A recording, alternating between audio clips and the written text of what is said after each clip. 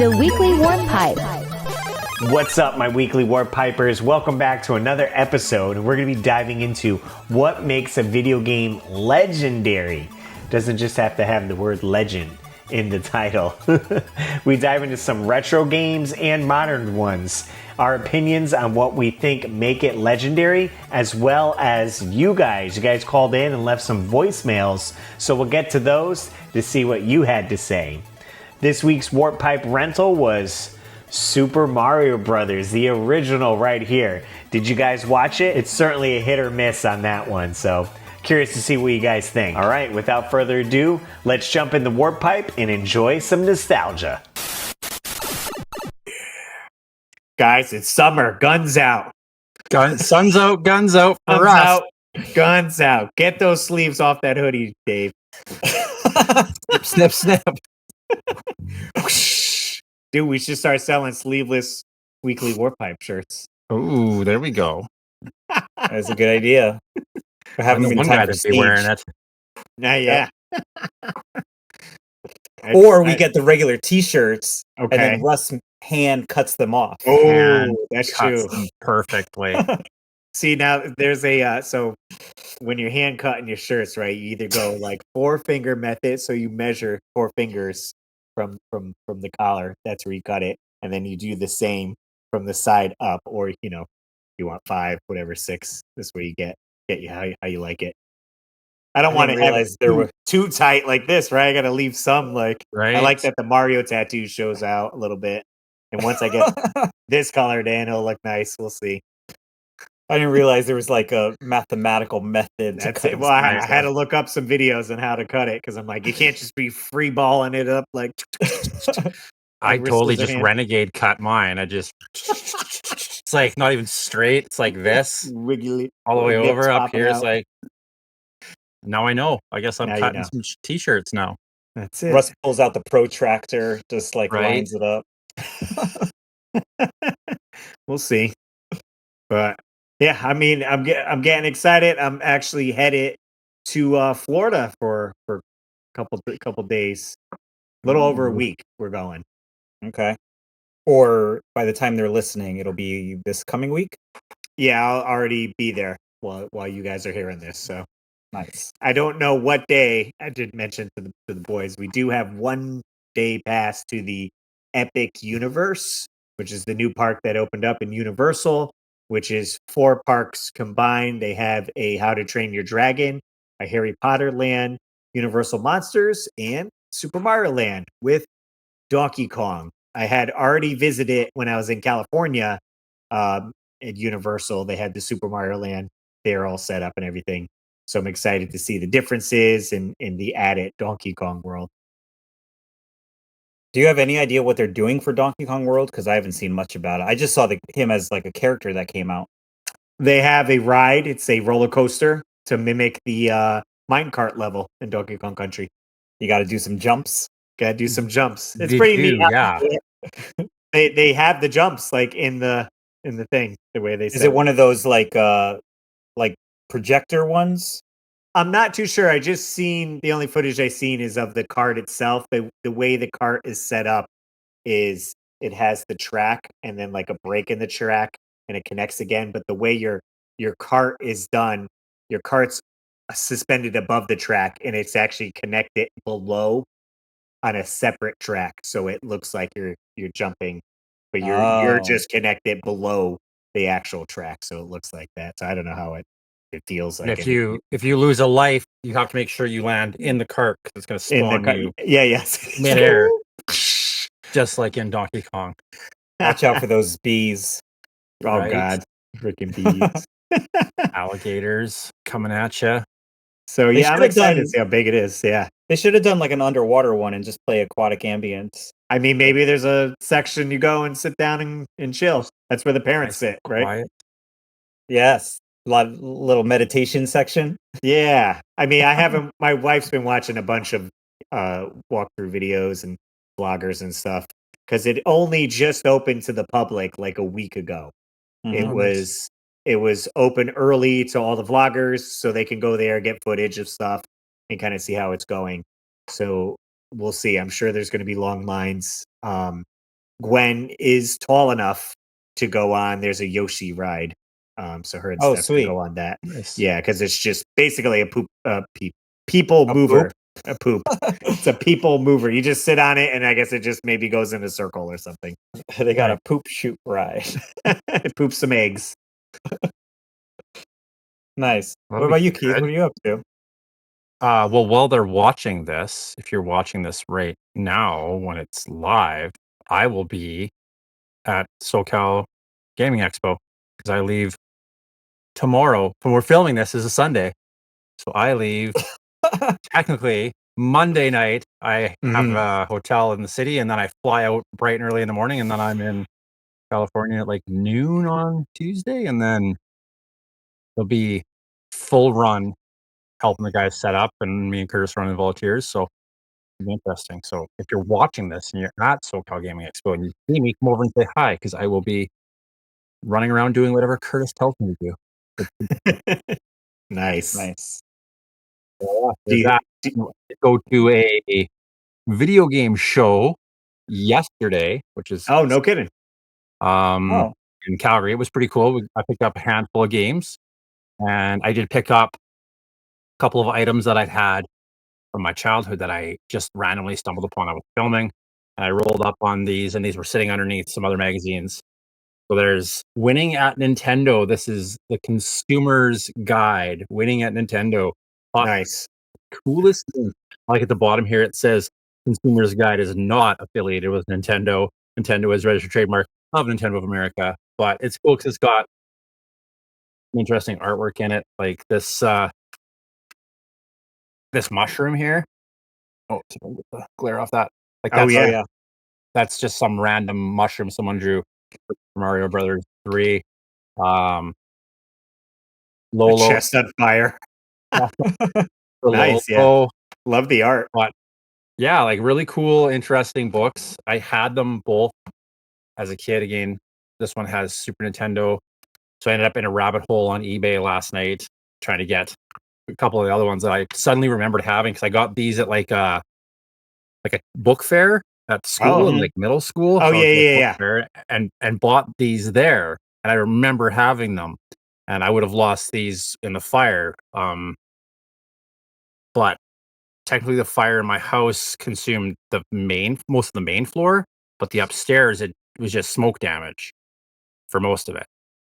So there's a chance that these books could have actually been mine, right? Because they would have come in when they were cleaning the house out and took everything out, and stuff that Mm. wasn't destroyed in smoke damage could have went somewhere, could have ended up back in my hands, which is cool because they're both here, which is kind of weird to me that I found both of them.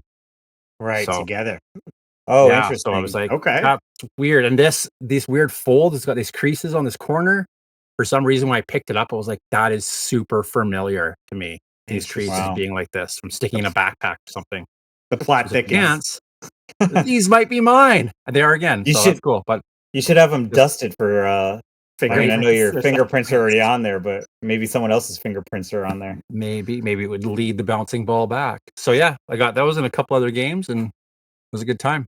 Nice. What about you, David? What have you been up to?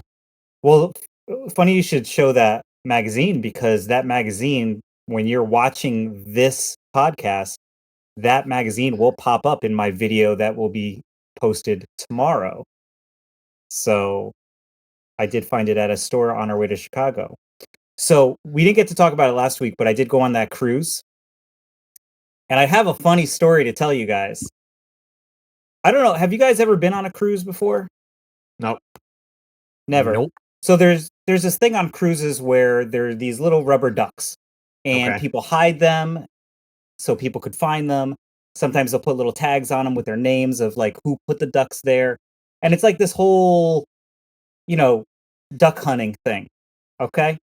And so Kylie and I and Becky, we all went out. We went duck hunting, and I took some video. We'll have a vlog eventually come out. And one day, they were at the pool. I kind of did a little walk around, and I'm filming, and I'm just kind of walking around by myself, trying to find ducks for Kylie. So that's part of like what I was trying to do. And as I'm doing this, this mom walks up to me. I have their names here, so her name is Ashley. The mom's name is Ashley. And she walked up to me and she says, "Excuse me." She says, "Are you on YouTube?" And I said, "Kinda," you know. Uh, she says, "Oh, well, my kids saw you and they recognized you." I'm thinking in my head, very unlikely. Um, but so I said hello. We took some pictures. They were very excited. And then I sat them down, like we were like on this little wall, and I kind of took my camera out, was filming us, and I was like, "Hey, this is so and so." Mhm. And directly across, this is not a joke, this is not set up. Directly across from where we were sitting, two rubber ducks were sitting right there, like underneath, like some, Yeah, yeah. I think it was like a wet floor type sign, and they were sitting Oh, right good there. hiding spot. So we actually have them on video getting the ducks while we're filming. Nice. So I want to give a shout out because I gave them some stickers. Oh, They are nice. going to check out the podcast. They're checking out the channels. So I want to give a shout out to Bella, Billy, and Brinley, who I met on Symphony of the Seas cruise. It was great to meet you guys. Hopefully you're watching. So I just want to give you guys a little shout out. But it was a super fun cruise. We went with the whole family.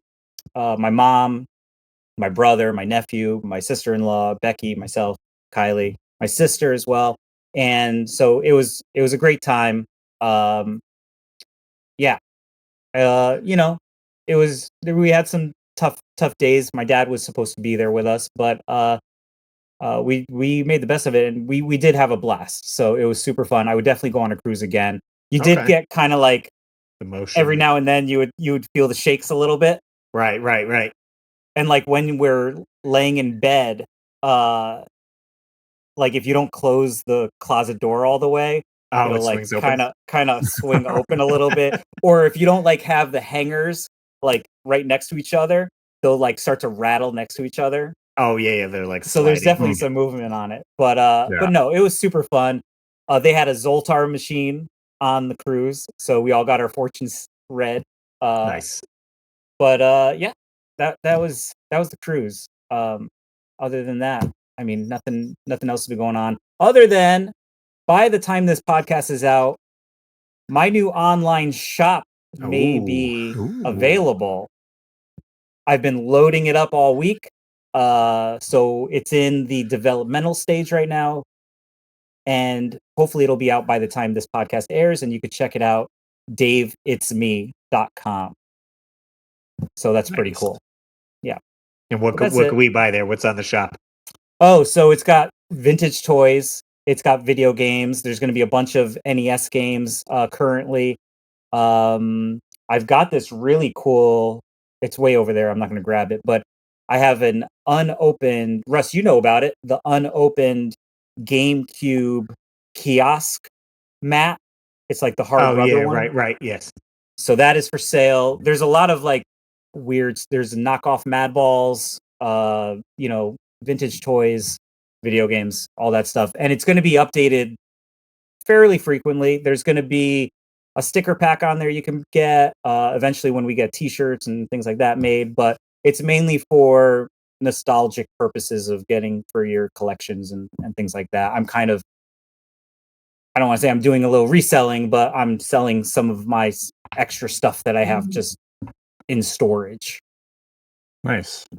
There we But go. yeah, it's going to be up. Check So that check it out. out. daveitsme.com. That's it. Nice, cool.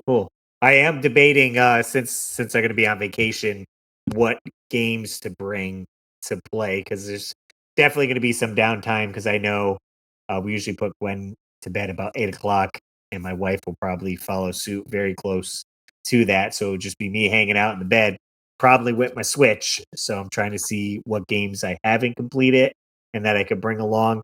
I don't know if I mentioned, but I did beat the Zelda Echoes of Wisdom. So I Oh, completed nice. that game. And now another game I bought months back when it came out was the Princess Peach game. I think it's fairly short, so I might bring It's that super with me. fun. That's a good So, one. so I figured I could beat that, and not sure what else. So I was like, I could probably bring that, or even some 3DS games, maybe. to go back to because those are both small consoles to bring along on the plane. Well, by the time this podcast is out, the Switch 2 has dropped. It dropped. So I'll be getting mine this week. I did get the Mario Kart, Nice. and I did get the 2 Zelda games. Interesting. I don't know. I had to do it. It's what legends are made of. Nah, I don't It's know. legendary. Could be what regrets are made of too. I don't know, that Super Mario Kart one, that does look kind of cool. I'm Yeah. interested to hear. I'm excited to come back from our slight little hiatus there and see your thoughts, because that if I can drive anywhere and do whatever I want Right. and go on a fun go-kart adventure, I might have to actually break down and buy a Switch too. I think that's why I'm most excited about it, because Kylie's gonna play it, and like she doesn't have to stay on the track. She could just go explore. They have like the picture mode. I think it's really geared towards kids, which is going to be great. So I think it'll give a lot of help with kind of using the controller. And she's 6, so starting them young. Do you think there's going to be like sweet jumps you could hit that are like off-road, not on? Right. Well, you can if you saw the commercial. Find jumps. You could do wall jumps in this one. Really? Yeah. So the car can go up and like wall parkour. Did you have to say parkour every time you do it? Wait till you see the vlog for the cruise. My nephew James and Kylie, we just walked around the Central Park. Like they have like this little park with cafes and stuff that you can go into, and I just have probably 5 minutes of them just nonstop, like jumping off of like little walls and going through like the bars of like railings and stuff, and we're just yelling parkour on everything. So it's pretty funny. It's pretty funny. Nice. Look forward to that. Yeah. Sweet.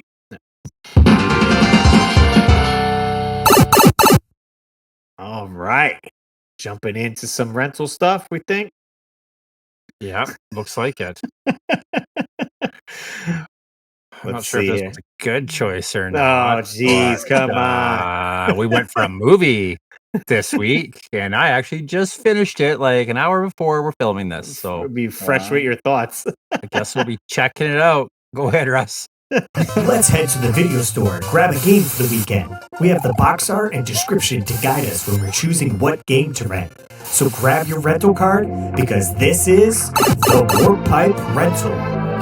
What game you rent for the weekend? All right, guys. Hopefully you rented this one. We'll get into discussing it. We did do a movie this week. We don't always do video games. And we rented the original Super Mario Brothers movie. Silence.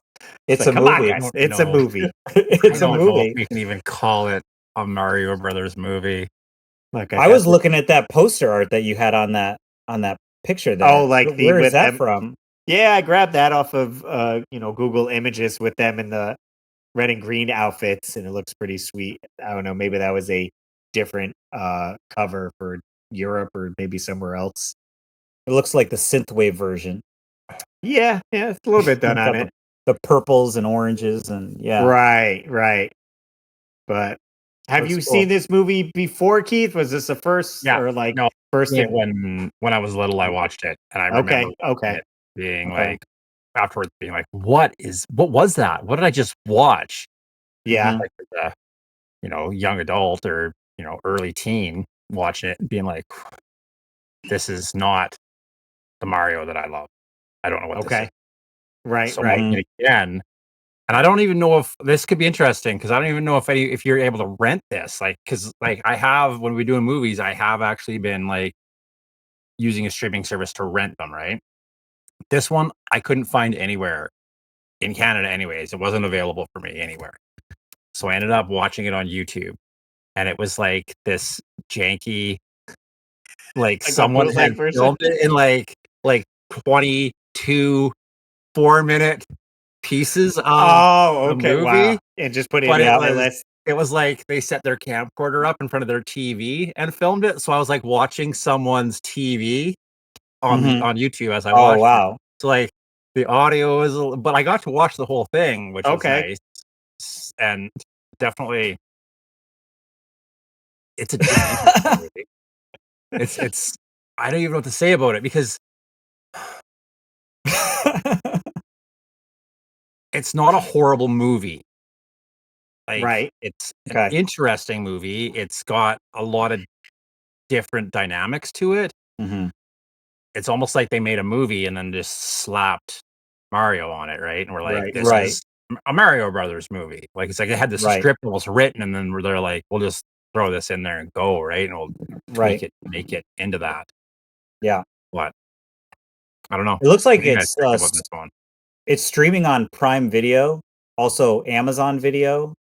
You could rent it Fandango at home, Allegedly, allegedly. which Apple might work TV. again in your region. It's going to all be region dependent too, right? So Right. I couldn't find it. I checked everywhere. So Say what I that say you would Go ahead, have to Russ. use a Express VPN. Today's sponsor is the Yay! We have a VPN. Imagine. Wait, that's not. Surfshark. But you know they're looking. yeah. Hit us up. Press VPN me up. I do use it. We should say that if anybody watching is interested in any of the movies that we watch and you are struggling to find where they're streaming, there is an app called Just Watch, and you could essentially look up any movie and it'll tell you every single streaming platform that it's on. So did you know Okay, about that, there you Keith? I don't know if it's I don't know if you could do it in Canada. I don't know if I it's didn't. yeah, You might be able to set your region again. It could maybe. like not Yeah, that I think we have anyone watching from Europe, but they might not be able to watch over there either. it's true.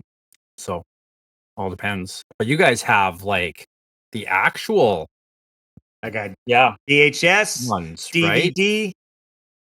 And Dave went fancy with the box set Yeah. version. You must love this movie. Right. I lo- feel I lo- bad for kind of smack talking it a little bit there. If you got the fancy box set still in the cellophane. I love it so much that I haven't even opened it yet.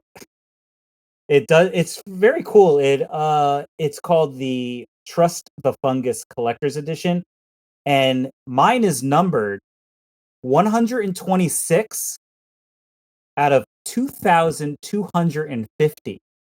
So they make quite a Nice. few. And I think it I was got from a low Australia. number. Right? It was from I believe Australia. so. Yeah, it's from Umbrella Entertainment. And dude, this thing is crazy. It has This Ain't No Game, a collection of behind the scenes experiences and art. So it has a huge art book. It has the Super Mario Brothers movie script, as well as the Blu-ray DVD. And I think there's like movie cards in here as well, like photos from Like the still photos, yeah. Yeah, I know it's in it because I've watched. I think Black Nerd Comedy did a review of it, so I did see what was in it. But ever since I got it, I'm sorry, guys. I've seen the price shoot up, so I just never opened it. I have it on VHS. I have it on like a standard Blu-ray as well and a DVD. So this will just stay on the shelf and look nice for now. And then you got a bootleg. Ooh. So I forgot what group I'm in. Someone made this Super Mario Brothers All Stars. So it has 2 discs in there. So they have the theatrical release, and then the other one actually has clips that weren't used in the movie, and they put it in, and it like changes color grade, and is sometimes it's in black and white, and you're like, oh, these are the clips that they took out, and then it came with some sticker that says trust the fungus as well. So Oh, nice. but then it had some behind the scenes stuff and all that. And speaking of the script, it changed so much throughout production. That's why Keith maybe was like, oh, like maybe this could have been another movie, and they just slapped Mario Brothers on it. It was a well-known fact that Bob Hoskins would just not read the script because it would change so frequently. He'd just show up to the set and then just kind of wing it or wait for the scene to start, I guess, to review it. But he was also drunk most of the time on set. And he actually, I think, broke his fingers on set because they were doing some scene in the van and the van door was open and they stopped short and it like closed and hit his hand. So he has a cast on in some of the scenes where they paint it red or something or like try to hide it. So it's a little like Easter egg. You can like look for that. His movie was doomed from the start, I guess. Yeah, I guess so. I mean, it's definitely once you hear all the backstories and like the directors, I think were brother and sister. They never did a movie before. They did a music video and they were brought on to this and they were fighting a bunch. So it's like literally a miracle the movie actually came out and we got to see it. But I do appreciate this was like one of the first video game movies and they're like, how do you do this? How do you turn a video game into a movie? And there wasn't much story to go on with the original Super Mario Brothers game on NES. You're like, all right, girl gets kidnapped and you're traversing these worlds to go save it. How do we translate that to like a 90-minute movie? So they certainly had to take some liberties. To the point that they were like, because they get arrested, right? And they're like, what's your name? Mario. What's your last name? Mario. Well, what's your name? Luigi. What's your last name? Mario. Luigi Mario and Mario. Those are literally the names they're using because they're like, we don't even want to make up a last name. But like, it's very interesting because the game is called the Super Mario Brothers, but then your main character is also named Mario. So is their last name Mario because it's the Mario Brothers? Like, as I was watching, I was questioning why they even included that scene. Like, what's funny is we need to know their names. What does it matter? In this, with the director's cut, you find that out way earlier before they get arrested. Really? Oh, because I think there's a scene with the Scapellis or whatever that they're interacting with the other plumber people, and they're like, "Oh, the Mario Brothers or whatever." And I was like, "Oh, that's weird that they revealed that earlier." Oh, so that's just a deleted scene? Yeah. Wow. Like, and there was and it opened up way longer too with this one. They showed like in the beginning, it shows that animation, how the comet came and split our world, and then it shows someone in a cloak like dropping something off at a church, right? And the nuns take it in. Well, in the other version, it's a way longer scene, and you see they use the same actress for Princess Peach to play like her mother, and it's her mother running through the city and then drops the egg off, and then it shows like Koopa and he spots her and they're like chasing through the city. It's like a 5-minute intro. And I was like, none of this was in there. That kind of gives you some backstory. And it's like, oh, when she's like, oh, you had your mother's eyes. It's like, well, okay, because they're like the same person. They look so similar alike because they're using the same actress. You're like, oh, okay, yeah, I guess that makes sense. Interesting. You mentioned Peach. Was that just a mistake? Because it's Daisy's that's in the movie, sorry, right? I did mention Peach. Yes, it's Daisy. So it's Daisy. Okay. But, so, like, would the mother be like? I know they're not like in right.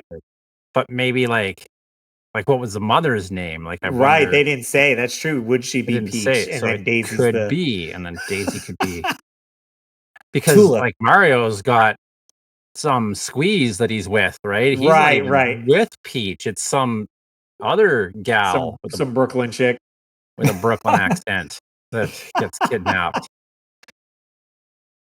It's an interesting one. They try to put the references in there. Say though they have the bullet bills is in there. There's a bomb. Yep. Big Bertha is that bouncer like lady in red. That's the fish. You're like, oh, okay. Yep. I think I seen some stuff in the background with like Thwomp, so they're referencing that. But it was a stretch. It definitely gives me that, if you're thinking like 80s movies, like comes to mind like Mad Max, RoboCop, like almost it's like who you kind of marketing this movie towards? Because I feel like that gritty, what do they call it? Dinotopia, Dino Hatton. or whatever. Yeah. It's like that's kind of what they're going with, almost that like Like gritty super atmosphere. gritty. Even like the police cars. There's a scene where at closer to the end where like Mario's running away from a cab or something that's literally got like the cab hit somebody in the past. It's got like the skeleton all laid out on the hood of this car and he's running away from it. And it's like, Yes. man, like, is this a kid's movie? And Like, and there what was is this gunning for? you remember the scene with the old lady where they're like, Yeah. they run into the old lady and she's like, "Oh, do you have any guns?" And they're like, "No." And they're Yeah. like, she's like, "Give me your Koopa coins," or whatever. There's an extended scene where she swears at them. And Oh, I was like, "Whoa!" Like, okay, they took this out. This would have been like the one. I forgot what it was, an F-bomb or something. But she like swears at him. I was like, interesting. "Geez, Like, even the dance scene is like when they go to the that is club. risky." Yes, You're like, what am I watching here? What's going on here? Then she gives him a big kiss when she saves him. right, And you're right. like, oh, okay. Yeah, yeah. Did you We'll guys go see finish this this at the beach, movies by Mario. chance? I'm pretty sure I went to the movies for this. Yeah, Yeah, I I'm can't positive. remember, but I'm sure I bugged my dad. Be like, "Oh my god, it's Mario Yeah. Brothers! Like, we gotta go." Right. Yeah. Do you guys My mom happen to took me. remember like initial thoughts when you were younger? I'm sure I was still excited. It's like, okay, it's a video game movie, and I feel like too them using Bob Hoskins was just off of Roger Rabbit, which was Right. such a big hit, and you're like, "Oh, that guy's cool! Like, he's playing Mario."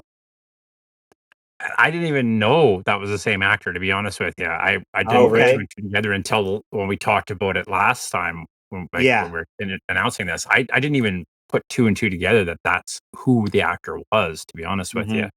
I remember being as a kid, I remember leaving the movie theater confused as to what like where the Mario was in that movie, right? Like, yeah, it's got all the little Easter eggs and stuff. But as a kid, I remember being confused because I had the Luigi action figure. oh, Hmm. okay, And I think I even took him with me. And I remember going in thinking it's gonna be, and then he's got the action figures, like the boots on the jump boots on him. yep, And as it was Yeah. going, I remember being like, this isn't my Mario. Like, who is this? What is this? What are they doing yeah, yeah, here? Right. And being confused, especially with like the Goombas, like the shrunken heads. I'm like being right, like, right, what? That's not a Goomba. What are they talking about? You jump on yeah, them. yeah. You're not these giant monsters. But It's almost as if it was like Super Mario Brothers in the future. yeah, Right, right. Like kind of the whole tone of the movie. There's one thing about the movie that has kind of been spoiled for me though, and now like my initial uh thought was, you know, are you guys fans of John Leguizamo? yeah. Yeah, Yeah. He kind of ruined it for me okay, because I don't know if you because I do watch a lot of movies and I do follow a lot of the actors and everything like that. And there were a span of a couple of years, and maybe this is a little off topic, but it is John Leguizamo who's in the movie. But he kind of ruined it for me in the sense that like he was very outspoken about actors, especially like Latino actors that were not being hired to play Latino roles. okay. And my first initial thought is what? Dude, you played an Italian plumber. So it was just kind of like that kind of ruined it for me. But, so that's my rant. I'm sorry. All John right, fair enough, Leguizamo fair just enough. kind of ruined it for me. He Well, was I great in remember Romeo him and in the Juliet. past. I remember The watching the pest, past and yes. thinking it was hilarious. So Right. that's Yeah. But I that's remember my why I first enjoyed initial it. thought, the one thing that like always stuck with me was what Keith said, the Goombas. I'm like, Okay. that's not a Goomba. That's just a That's not shrunken good. head. Mm. So what do we What think of this what one? what are we rating it then? All right, what are we rating it? I'll do 4 out of 5 for me. I feel like it's got some good Ooh. nostalgia. Like I could go back to this movie a few times, I think. Yeah. Okay. How about you, Keith? Like, I don't know if I'd go 4. Mhm. I'd go probably 3, maybe Mhm. 3.5. Because again, it's got the bones to be a good movie, but it doesn't it doesn't encompass Mario for me. So, Okay. like you Right. said, it's a little different. If you take out the Mario element, it's not terrible, but if you're in the frame of mind that it is a Mario movie, yes. So with that, I'll go 3.5. 3.5. Yeah. Sweet. And it also has the song Walk the Dinosaur. So let's not Fair enough. forget that. Okay. So that boosts it up a little bit. Let's see what you guys had to say. We have a few comments on our social media here. What did you say? What did you say? Springfield, let's hear from you. Over on our YouTube page, Colby says, this movie and Biodome were the reasons my grandmother would not allow me to pick any more movies when we went to the movies together. At the very least, the new Super Mario Bros. Movie far surpassed the OG. I remember hearing how much the actors who played Mario and Luigi, Bob Hoskins and John Leguizamo, hated being involved on the project, and that they would just routinely overindulge in adult beverages on set. Definitely not the greatest movie by any means, but it's all about the games. Cheers. And we got JG is winning. I hated this movie because how unfaithful it felt. If you removed all the Mario references, you got a whole original movie. That is true. They just went a different route. They're like, all right, this is its own thing. Then who knows? Could have been a little bit different. Over on Instagram, we got Gingerbeard, the gaming dad, says this movie is not a great movie, but I do watch it from time to time as a Super Mario Bros. Has been such a big part of my life. And back when it was made, we were lucky to have video game movies, not like now where almost all big titles get their own movie or TV show. That's right. It's almost, I guess beggars can't be choosers growing up. You're like, it's Mario. Cool. Yeah. The And for nostalgia for you reasons, guys. it is good. Yeah. Question for you guys. How would you guys feel about another live action Super Mario Brothers movie? If they take this one, because at the very end of the OG Super Mario Brothers movie, That's Daisy right. kicks Daisy the comes door back. open, and she's like, "Luigi, I need you to come with me. Let's go. Let's see what happens." Right? Fair enough. I'd say two things. One, they did do a sequel via comic book where it picks up where that ends, which you can search online, and they did a comic series with that. And then I was going to say, if you guys want to hear more in depth talk about this movie, I was actually a guest on my friend's podcast, Forgotten Cinema, where we dive into this for a whole hour and get into the whole backstory and everything. So be sure to check that out. Nice. And side note, did you guys see the news, speaking of live action Nintendo movies? Did you see the news about the Legend of Zelda live action movie? Maybe? So it's rumored that Hunter Schafer will play Zelda. I don't know if you know who Hunter Schafer is, but No. she looks exactly the part. She's Okay. transgendered. So born a boy, now a girl. She was also in Euphoria. I don't know if you guys saw any episodes of Euphoria, No. but she played the transgendered person in Euphoria, and Okay. she's currently like a model and actress. She's in a bunch of movies. But if you look her up, spitting image. Go ahead, look her up. She's even got the ears. She is good to go. When Okay. it comes to Zelda, in my opinion, there's a lot of like uproar about it, but I mean, no offense to anyone, but if Bella Ramsey could play Ellie, there should not be an uproar about this at all, because she looks exactly like what Zelda should look like in a movie. Nice. There you go. You heard it first. Hunter Schafer, yeah. Well, You heard it first on this podcast. Okay, sure. Wrap it a up. week later. Yes, let's wrap it up. I jumped early. I jumped early. I jumped early. Next week. What are we doing next week? 2 weeks from now. 2 weeks. 2 weeks from now. We'll explain that later. But the next game that we are going to be renting for the weekend, maybe even for the week, is Castlevania Bloodlines on Sega Genesis. It's a classic one for sure. Yeah. Good platformer. Who are you going to choose? You're going to do who is it? Eric Licard? Trying to remember the two guys you could choose. And John Morrison. I think those are your two options. You get a whip or a spear. I have not played this game. Yeah. I'm gonna find it So at this will be SoCal good. then. Perfect. Give it a go. There you go. So join us with that. All right. Now that wraps it up.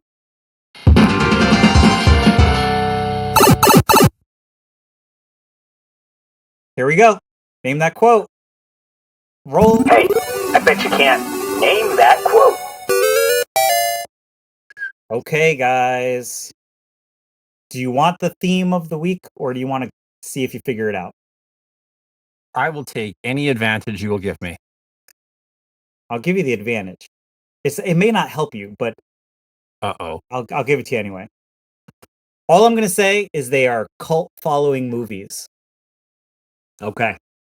Do you see that? That was best Definitely reaction helps. I could possibly get. Super helpful. Yeah, that's Cult great. following. Great. Okay. There's only a million so- of those. All right, let's go with the first quote of the night. Here we go, guys. Roll your sleeves up or cut them off if you still have sleeves. I'm giving you a choice. Either put these glasses on or start eating that trash can.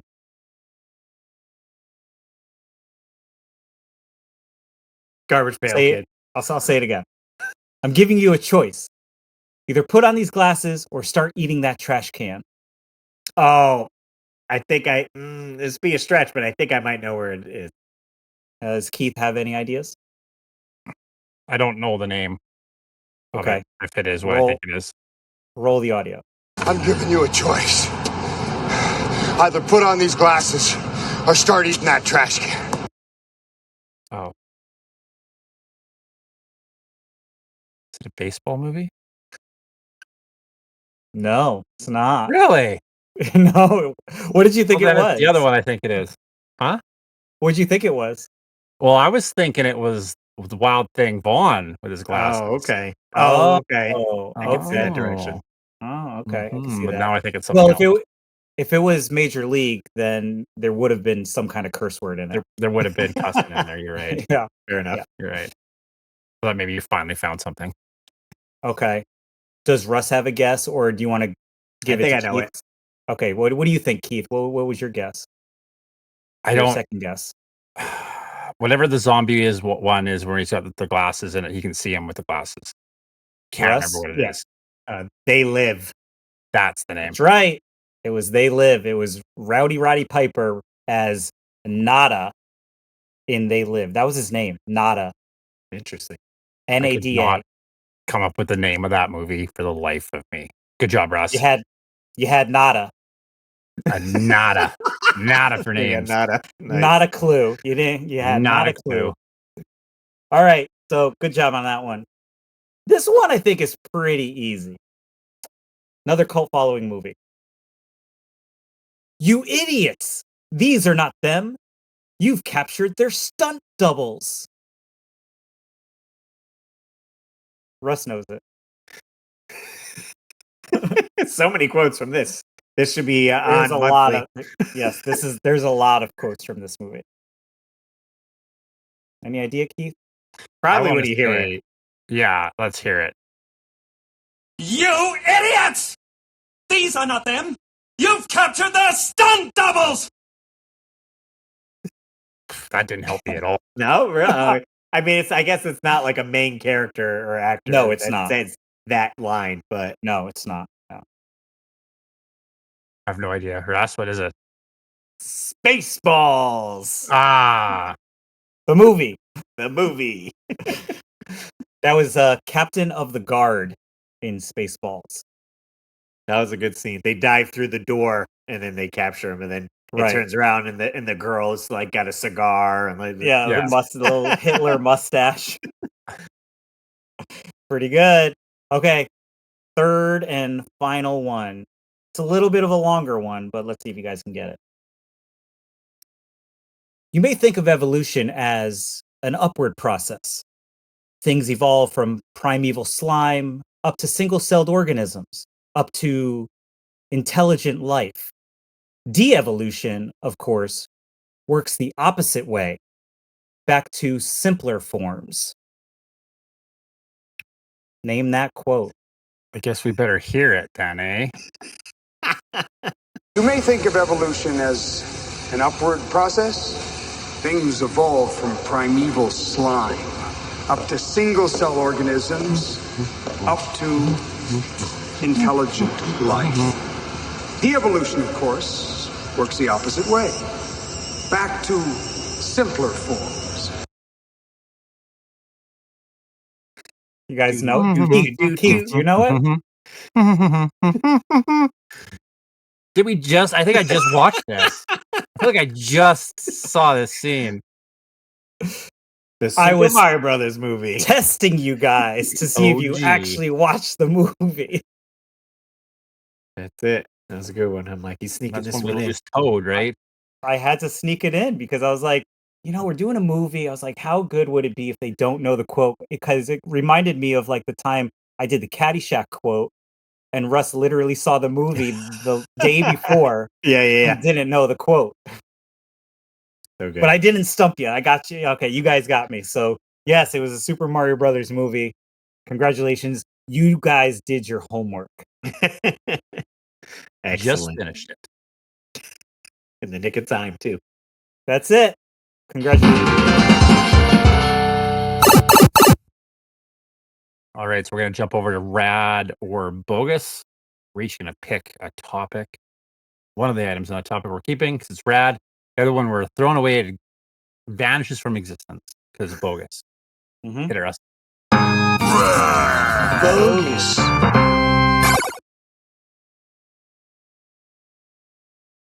Wow, Who's going everyone's first here. Rock, paper, scissors. I'll go. I'll jump on. Oh, Roach can't go? I got a video game I chose to Okay. pit two games together, two franchises. We got two horror franchises. What are you choosing? Resident Evil or Silent Hill? Silent Hill. Yeah? No question. There's no question. Resident For Evil, me. because I've never played anything other than one Resident Evil game. Which I one did you play? prefer- The first one?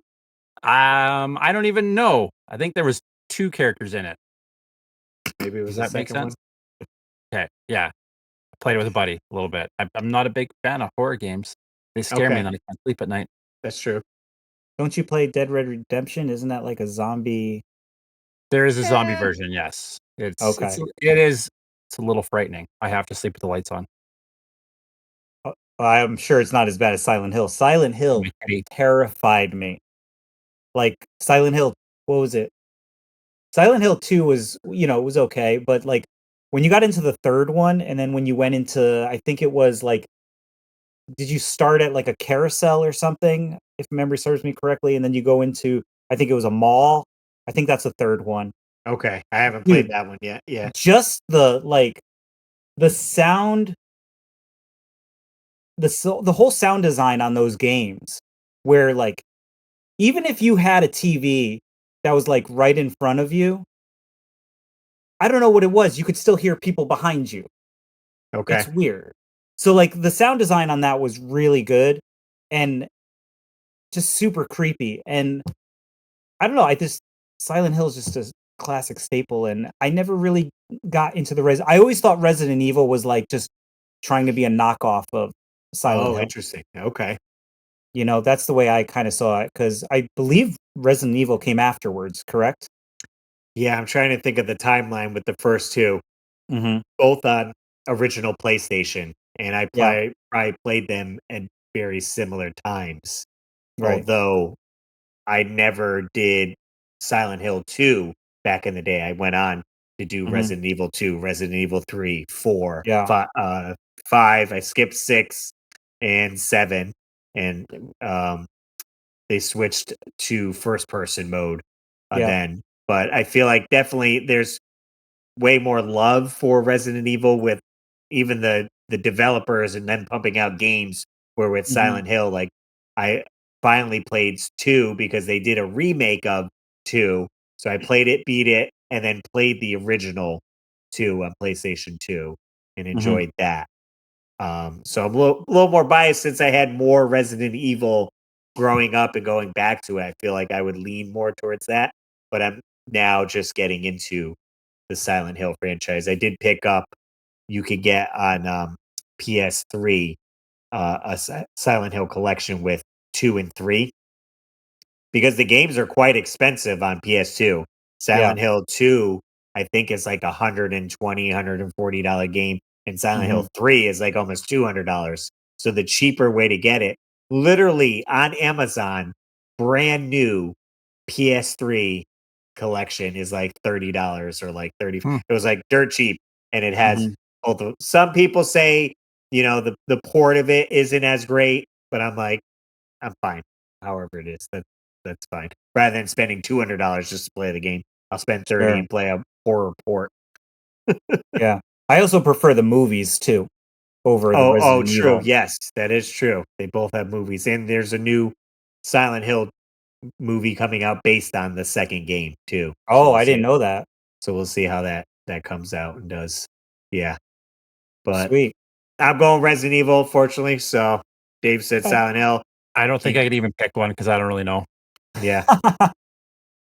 Well, I guess you got to pick one up as SoCal. And then cry myself to sleep at night. Maybe we'll play it together when you come over. Oh, there we go. Yeah. Cry myself to sleep in Russ's house instead. He'll protect you with his bare arms. Right? Just like, don't worry, I don't have sleeves. Come here, I'll hold you.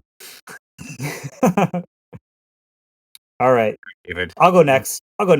I'm doing music. I have a music topic for you, and it's music from movies. So keep in mind, ixnayed on being in a movie or, being existing. So you got to take it out. You got to replace it with another song from the movie. Oh, okay. Okay. You ready? We got Turtle Power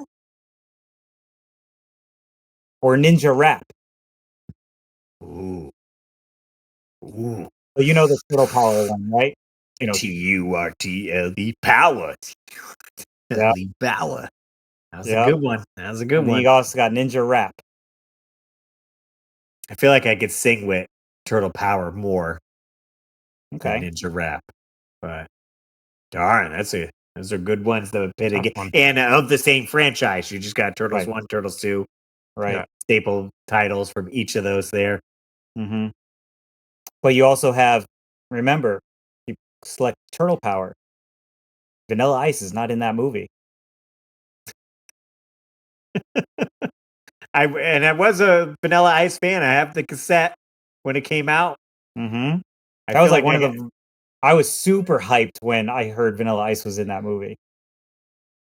I don't think I got wind that he was in it, so it was more of a surprise. Like, oh yeah, oh shoot! Oh yeah, I was hyped. Yeah, it's a toughie. What do you think, Keith? I'm gonna say the Ninja Rap is the rad one. Okay. Going with that. That way I can have me some dancing and fight at the same time. Go Ninja, go Ninja, go! Yeah, I feel like it's got to be Ninja Rap. Yeah, because I feel like if you take Turtle Power away, you still have Yeah Kid K's song in that. Spin That Wheel. You remember that song from the first Turtles movie? Maybe is it Hey DJ Spin That Wheel, something like that? Yes. Okay. Yeah. So you still have that song. I feel like if you take Ninja Rap away, also like there's not really a track from that movie that stands out. And I'm not getting rid of Vanilla Ice in a movie. Right, he wouldn't have his cameo in there. Or if he did, he'd have a different song. Yeah. And on top of that, he wouldn't be like basing the rest of his career, which he does to this day, on being in Ninja Turtles 2. So for his sake, I'll let him have his song. Won't someone please think of Vanilla Ice? All right, so I'm gonna go with toys, and I decided I was gonna go with Lego, but inside of Lego. So the Lego Castle series that we had back in the day, or the Lego Pirates ships that we had back in the day. See, now if I you mean- said the Lego space, Oh, I would have true. been space all the way. Mhm. Because they even had like the flat, like with the moon, like the bases that you can get. But the castles, there was some pretty cool castles, and There the were some pirates, like the ships one. Some of those Yeah. ships back then were pretty incredible, right? Like the Legoland castles or the Legoland pirates. And with the Started pirates, with- you could play Goonies with the pirates. You sure could. Yeah. Like, look at some of those pirate ships, right? And the little Yeah. forts and stuff, Oh, wow. Yeah. Yeah. right? I'll go first. I'm gonna have to give it to castles. I think castles are just way too classic, and I kind of have a little bit more. I did have a castle, and I still have pieces of that castle in my garage in my original Lego case. Um, I would have to go with the castles. Okay. Yeah, I feel like I'm going castles too because I definitely remember having those horses and playing with those horses and everything. I don't know if I ever got any of the pirate stuff. It looks freaking sweet though. Those ships and Yeah. everything. Like, oh man, Yeah. that'd be fun to play with for sure. Yeah. My cousin had the big ship with the red sails that we see there. I think there was another Yeah. one that had maybe blue sails that he had as well. I'm gonna have to give it to castles too. Okay. And I'm gonna end up basing that on the fact that the Castle series brought us the Forest guys, which were like the Okay. Robin Hood with the little Robin Hood Oh. hats. Mhm. That kind Oh of yeah. in that Castle series of toys. So without the castles, we wouldn't have ended up there. So I'm gonna say castles are rad, and sadly, pirate ship that I never had but envied my cousin had is Bogus. Yeah. Get out of here, Ryan, with Mhm. your pirate ships. Nice. Good ones for sure. Yeah. If you guys have any topics for Rad and Bogus you want us to dive into, to leave it in the comments section and we'll add it to a notes or something. Yeah. Be good. Sweet. I think we're going to be getting into our main topic, but we're going to jump to a commercial break before we do. So we'll be right back.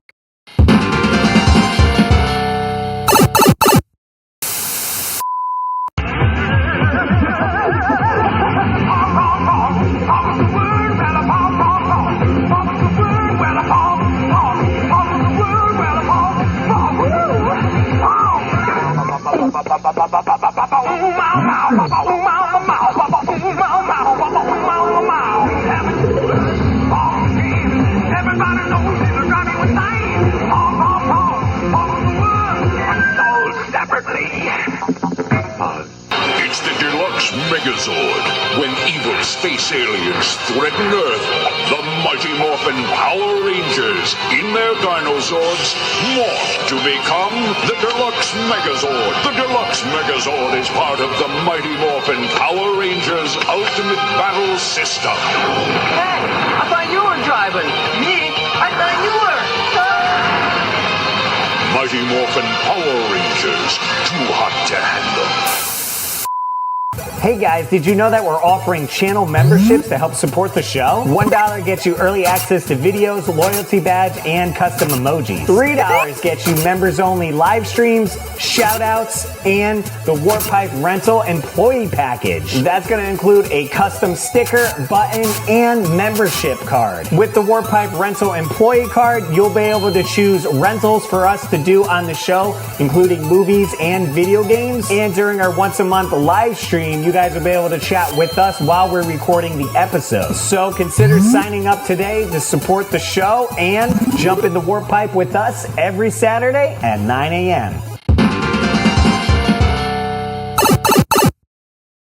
All right, we are back. Jumping into what makes a video game legendary. And it just can't have that in the title, right? It just can't be every Zelda mean, it game is can. It can, I guess. Just And it is. reason behind it. I mean, does the CDI Zelda games, are those legendary? I mean, I guess for the wrong reasons. Legendary goes a long way. Is the Super Mario Brothers movie legendary? Yes, because it's so bad. That is true. You could go There's a word for that. Full What is opposite that? way. Yes. Instead of for the good reasons, you're like, oh, it's so bad, it's good type thing. Or And that's where cult movies come from, right? Like you get that cult following because it's so bad, it's good. yeah, Notoriously bad. Notoriously good. bad. that was what I keep saying. It's Okay. legendary. Legendary. So, do we have stipulations on what we think would make a game legendary? Right. Well, I tried to think of like specific games that I would Okay. think that are legendary, right? And I thought about it in a sense of like, okay, hear me out. DuckTales on the NES, right? Soundtrack, characters, story, gameplay, level design. I mean, it kind of checks all those boxes, right? Boxes. I would even add to that with replayability. Yep. Ties into a show, Mhm. so you get added lore and what else? What else would be? I mean, you guess- could also say like with that saying, even though it's tying into a show, may not necessarily mean that it's a good game. There's plenty of, you could argue maybe Back to the Future is not a great NES game. Like I wouldn't call Back to the Future legendary No. because the Certainly not. gameplay is just not as good. So I think like just checking off a lot of those boxes would make that, and also originality, or like if it set the bar for other games. Yeah. Something that created something, right? Like Tetris, for instance. Tetris, the original Tetris, I would consider it a legendary game because it has a whole backstory of how it ended up on the Game Boy, right? And it ended up as a launch title on the Game Boy, where Okay. it came from, getting it, Absolutely. bringing it forward. And then it made it so like video games were accessible to so many more people because of what Tetris was. Tetris Right. is the original Tetris. I mean, that's the reason my mom played video games, right? Is because she saw me playing Tetris, was like, oh, I want to try that. And then she got into like Dr. Mario and stuff like that. Like even your grandma was playing Tetris. Everyone was playing Tetris, which makes it, in my opinion, a legendary game. It's something that Okay. people look back on as like that's a thing of legend. Like it never should have happened, and it happened. Right. And also Tetris was not a complicated game. Right. Nope. Very easy to pick up and play. Right. So User-friendly. it's kind of like we were talking about DuckTales, the opposite of DuckTales, where it's very simple game design, very simple gameplay, very minimal soundtrack. There was maybe 2 or 3 tracks. Yeah. Right. And it was just kind of like endless play. And there was the replayability of just getting to beat your scores. You're basically battling yourself. I mean, look at it now, right? Like there's a whole group of people that play that in competitions, like Tetris World Finals and stuff like that. Mhm. Without that, without it being what it is and us having it, like it has its own story all the way through right till today, right? Yeah. Like someone finally just last year beat it, made it to the end as far as you could really go in Tetris, right? And those players were all trying to do that at the same time, which is there's a story, there's roots to it, right? Which make it legendary.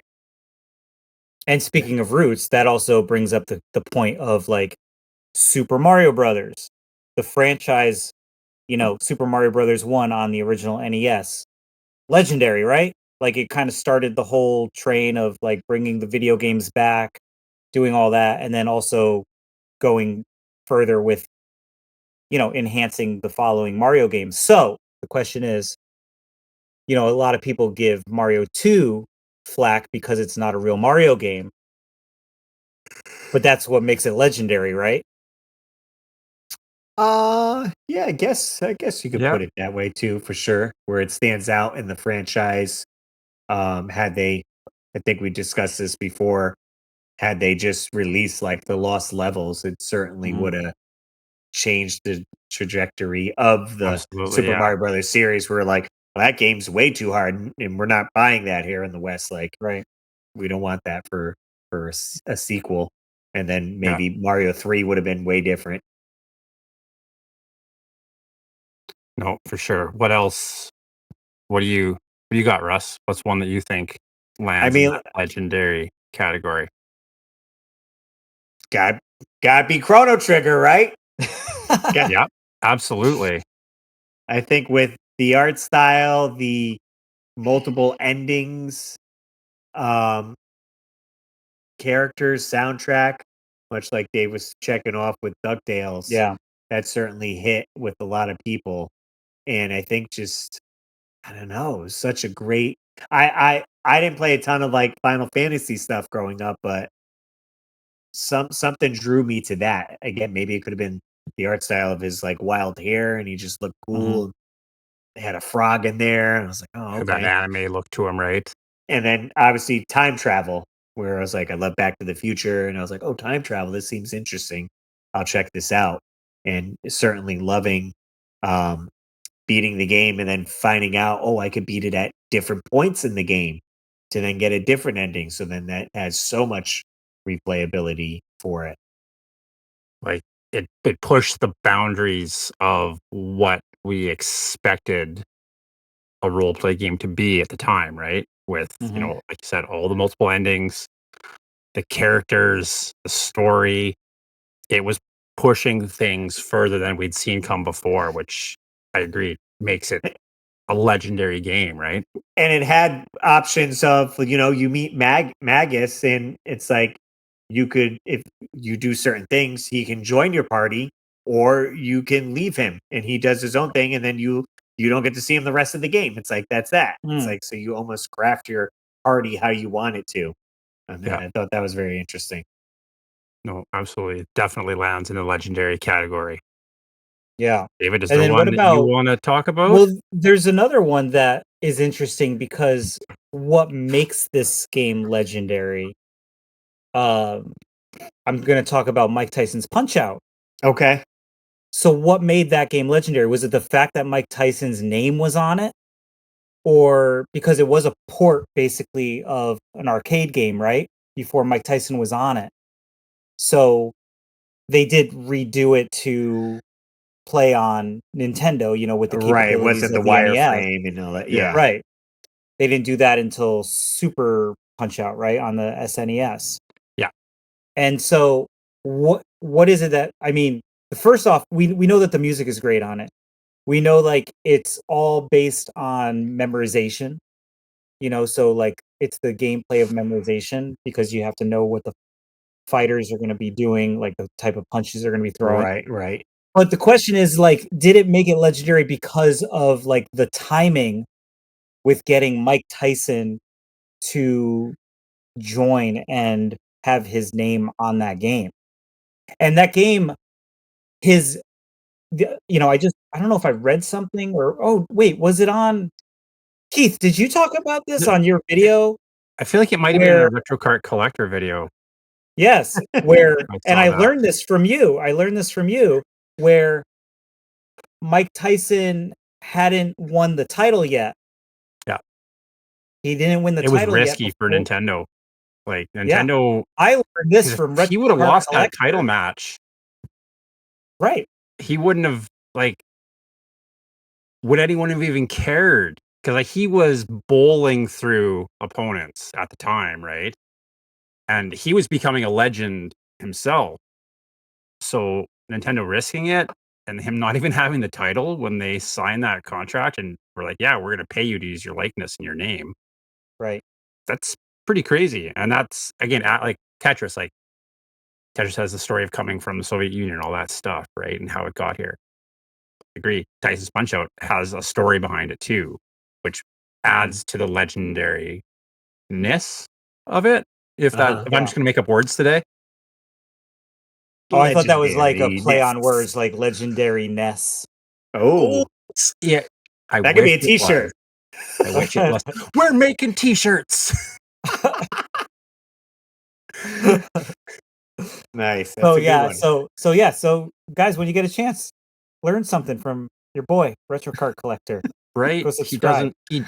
He can Wikipedia stuff with the best of them. But yeah. What about you, Keith? Do you have? I mean, are there any kind of games that stand Well, out to you? Final Fantasy, the first one, I think Okay. created its own legend, right? Like Okay. because like Square was pretty well done. They were like, this is gonna be our last game, so we're gonna name it Final Fantasy. Because after this, we don't even know if we keep the lights on at the studio anymore, right? And then it came out and it was what it is, and it just skyrocketed. And all of a sudden, Square's back in it and starts to have its own story to the point that Final Fantasy 3 or 6, Final Fantasy 2 or 5 on the Super Nintendo came out, and how many people love those. And then Final Fantasy 7 is spawned from that brought how many people that were never into Right. I think RPGs that was Mhm. definitely a pinnacle point. into that, right? So like the original Final Fantasy is the start of the legend, and then you got games like I said, like Final Fantasy 7 that propel that franchise's legacy into the stars, right? So I think the original Final Fantasy is a legendary game for what it did and what it created, right? Nice. Yeah. Definitely agree. It's kind of a weird title for a game because it's not like there's 7 of Final Fantasies. But like he said, when's the actual Final Fantasy? it was their last game they're going to make, so it was the Final Fantasy. Had it not done well, that was it. All right, Final Fantasy done. It. But it went So skyrocketed. So they're like, well, now we got to make more. I guess Yeah. they're We have all to the continue. Final They're all Fantasies the then. It's just finals. weird. Yeah. I never played the first one. I'm never into RPGs. Like same thing with Shoot Me, Russ. Never played Chrono Trigger. You're missing out. You're missing out. Fired from the channel. Am I? We could talk about another one that has become legendary. And let me ask you guys this question, because this is a very controversial topic between me and a small group of friends that I have. Earthbound. Okay. Is Earthbound legendary because of its high price? Because according to a lot of people I speak to, Earthbound is the most overrated game. So what do you guys think? Now we just lost a few listeners. I've never played it. I've never played it. So I guess we don't have to do any live streams. We don't have any members left. I've never played it. So like, what's the deal with David Earthbound? You guys tell me. Chrono Trigger doesn't like Earthbound. I didn't say I don't like it because I don't know anything about it. But here's the thing. The question is, I've heard a lot of people saying that it's overrated, but is it legendary because of the game or is it legendary because of the price? You guys tell me because I want to be educated.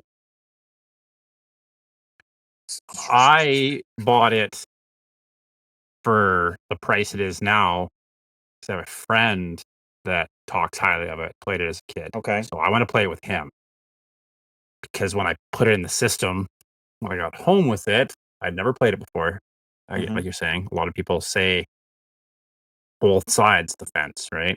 I put it in and I found it hard to get into. Okay. So I don't know because I had a hard time getting into it. I'm excited to try to play it with him and see if maybe that'll help me have more interest in it. But what was hard about getting into it though? I didn't feel like it was telling me what to do. Like like other RPGs kind of help you at the start. Like there's a lot of hand holding at the start of a lot of RPGs. Well, you could make the argument for the original Legend of Zelda. Hand-holding. There was minimal hand holding in that one at the start, for sure. Right.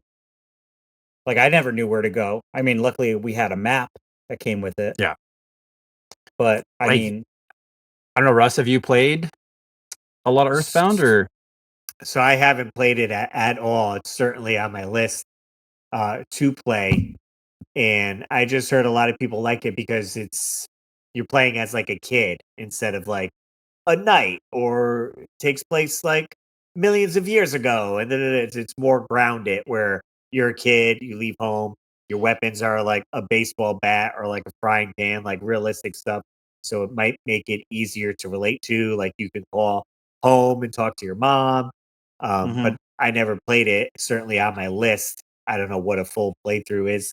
Maybe I can live stream it. I did just beat Zelda: Link to the Past, and that took 4 or 5 live streams. So maybe I can do a month long of playing Earthbound and getting my first impressions on it. When you played Adventures of Link, did you look anything up, or did you kind of just try to go into a blind? No, I mean the first stream I just went in, but then after that I used a walkthrough or like at least a direction of like, or if people are in the chat, they would be like, "Hey, go here, you gotta get this." So I was like, because that game also doesn't hold your hand either. No, right, not at all. I don't know, like the first area in Earthbound you're trying to get, like tells you to go up and like, oh, there's this meteorite that's landed. So I tried to go up there. I was like, okay, I can't get around. I'm talking to this kid and he's no help at all. And then I'm like, well, what do I do? I have no idea what to do. This is where it's telling me to go. And then I think, if I remember correctly, I went back to the house and eventually like went back to my house and all of a sudden things started happening. But I was like, well, why would you tell me to go this way when I have to go this way? I guess I got to go here and then come back to make this happen. right. But I was a little lost. Yeah. So, but to answer Dave's question, I guess I think it's legendary not because of the price. I think a lot of people enjoyed playing this game growing up and because they could relate to it, probably. Yeah, I think so too. So I'd like for people to in the comments let us know about Earthbound, because we don't have much experience with it, so we would like to know. But that's just kind of like the word on the street that I hear is like I don't know one person in my circle of friends that talk about it in a positive way. So I'm curious. Did you guys want to see some comments? Emulate. Yeah, let's look at some comments and we'll jump back to a couple more. I got 2. Let's see. We'll jump to see what you guys had to say here. What did you say? What did you say? Springfield, let's hear from you. Okay, over on our YouTube page, we got Mike jumping in saying, there are so many timeless games that fit in the category of legendary. For a game to be legendary, gameplay, story, and replayability are at the top for me. Certainly it's got to check all those lists, yes. Mm-hmm. And another bold nerd says, I would say for a game to be legendary, it would need to have a captivating story or something to really bring you into the game. But then you have to match that with a really good gameplay. With those 2 elements, I feel a game can really stand the test of time and be the topic of conversations for generations. And I think that's why I also lean towards calling a game legendary, like between 2 games. And you guys know what 2 games I'm gonna speak about. Tears of the Kingdom. Yeah, Batman Returns. Tears of the Kingdom and Breath of the Wild. Never heard of them. Never heard of them. What are these? What on the Wii U are these? I would say like Breath of the Wild to me is a little bit more legendary because it set the tone for that style of Zelda game. And Tears of the Kingdom, it's legendary for the fact of like how much content is in there and the story and everything like that. And it blows your mind like as you're playing it and hearing the story unfold. But like Breath of the Wild took that jump to do it, and I will say that Breath of the Wild kind of reignited me into Zelda games, as opposed to like, wasn't really into Skyward Sword, wasn't really into Twilight Princess. I wasn't really into those ones. But then Breath of the Wild came out, I got fully encapsulated in the whole Zelda circle. So I would say like Breath of the Wild, maybe a little bit more legendary than Tears of the Kingdom. Now, is it legendary because when the Switch 2 comes out and arrives at your house, you'll have bought it 3 times? Is that why it's legend? Wait for it. Are you talking about Breath of the Wild? Yeah. Yeah. 3 times. Legendary because you bought it on 3 different systems. And I don't regret it at all. Which obviously the fact that you're willing to spend the money on 3 different systems means that game, like, and I know I'm picking on you a little bit, but how many people are doing that? Like, Well, Nintendo's releasing it again on the Switch 2 for a reason. It's because thousands and thousands of people will be buying it for the 3rd time to play it again. Or second. Or well, second, okay, right? I'll go one up on that. Okay, another reason why it makes it legendary for me is because, long story short, I'm not going to get into it. I'm not going to get into my whole backstory, but I got married in 2015. As immediately after the day we came back from our honeymoon, my wife went into the hospital for 3 months with acute liver failure. She hung on for dear life. God bless it. Everything's great. We have a 6-year-old daughter now, and everything's great. But like when Breath of the Wild came out, she sat with me on the couch with the guide, played through the game, and so I have that connection. And so with Tears of the Kingdom, I sat there the entire time with my daughter. So those 2 games mean so much to me because of those reasons as well. Yeah. And those reasons it's things like that in games. It's those memories, those connections, those threads that kind of bind you to those games that do make games legendary. And some people are going to say that there's a game that's legendary for a reason like that. And a lot of other people might not even look at that game and think, well, that's not Right. a legendary game by any means. But because video games do that for us as human beings, give us that connection and those feelings and those memories, I think just video games in general are legendary. Anything can fall in that category for anybody, right? Like, it's really an amazing thing when you look at it. And it's one of those things when I personally, the personal story of like when I play those games, Right. I'm sure this is maybe same thing with Rust and Chrono Trigger, is that you get lost. Your outside world don't matter. Like you're just there. I'm spending like 8 hours straight playing Tears of the Kingdom. And it feels like not like you just want to keep going.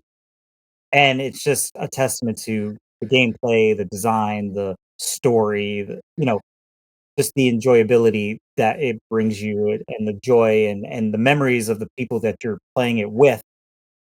Watching their reactions, like watching Kylie's reaction to, spoiler alert, it's been out for a while, Zelda being the dragon, It's like, what? It's like those things. And I'm sorry, Keith, if I spoiled it for you, but it's like, you know, you had us. He was waiting for the Switch 2. I guess I don't need to buy the Switch 2 now. So it's those moments that you get where it's like, oh my God, it's just like I got to share those moments, and that's what made it legendary. So I don't know, Russ, do you have any like moments with Gwen? Not yet, no. Her crawling all over me while I'm trying to play games, and yeah. But she plays your arcade cabinet. I saw her in the background of your video, just like playing away while you're talking. Yeah, she has no clue what's going on, but she likes to hit the buttons and all that. Which is interesting to think about too, right? Like what games will be out there when Gwen gets to that age where she is engaging with you while you're playing them, right? What will that game be that you're going to have that connection with? That's kind of fun to think about, right? And wonder. Yeah. We'll see. What about Grand Theft Auto? Would Grand Theft Auto be the very first one? legendary? because the first one started it, but I would say 3. I feel like it's 3 that Yeah. propelled it into legendary status, right? Yes. Yes. And I mean, to the point that it's 5 that is still going because we're waiting on 6 for Right. 5 Yeah. years. Mm-hmm. So like 5 is very legendary. Like, It's still, I could buy it on PS5. I saw it at Target yesterday. right? And I'm like, this came out on PS3. Yeah. Wow. Like, So how many times has that been released? Good God. I don't So know. 3 times? well, on how many Both their different systems. platforms too, right? Because it's not on just it's on PlayStation and on Xbox. So how many times PC. has Rockstar milked that one for people? Because I had the Xbox 360 version or Xbox One version, I think I had. Okay. And we had a friend, one of the guys that I play with, and he'd never played it before. So me and our other buddy, we both owned it already. So we're like, yeah, we could play that. So we go, Carl gets it, my buddy Carl gets it, and me and Mick go to play it with him. And we can't even play it with him because he's got the only version you can get now is the expanded and enhanced version or whatever they call it. Like it's like an HD version of it. And those lobbies don't connect. You can't have the non-expanded and enhanced version and the with a regular. So we had to, because we had one friend buy it, me and the other guy had to be like, well, I guess we're buying it again because so you can play with we them can't again. even play with he bought it to play with us and we can't even play it with him. So wow. They, I don't know if I think that's notorious. I don't think that's legendary. It's notoriously bad that they would do that to me, but it's tell me, a legendary series. With Grand Theft Auto 5, because I've never played it. I don't own a newer place. I own a PlayStation 3. I don't own a 4 or a 5 or 6, 7. I don't even know what number they're on. So tell me, is that one of those games? Did they have a lot of DLC for it? And like they kept adding on, or is it just the online version? Yeah. Like the one that they're milking. I mean, the story it's a great story to play with the game itself. Standalone is a lot of fun, but the online version, they're still pumping out content. Like 2 weeks ago or something, they would have released a whole new thing that you could spend more money to get stuff out of or whatever, right? Like new missions or something. Oh, missions and things like that. Yeah. Oh, okay. Yeah, it's always evolving, which is crazy. Okay, so that's another question then: does DLC or any of that stuff help add to legendary status, or does it just milk it for every penny? Yeah, it probably propels some stuff. Yeah. Yeah. Like is Grand Theft Auto? Would you consider Grand Theft Auto 5 legendary without the online? Then probably not. No, I don't think you would.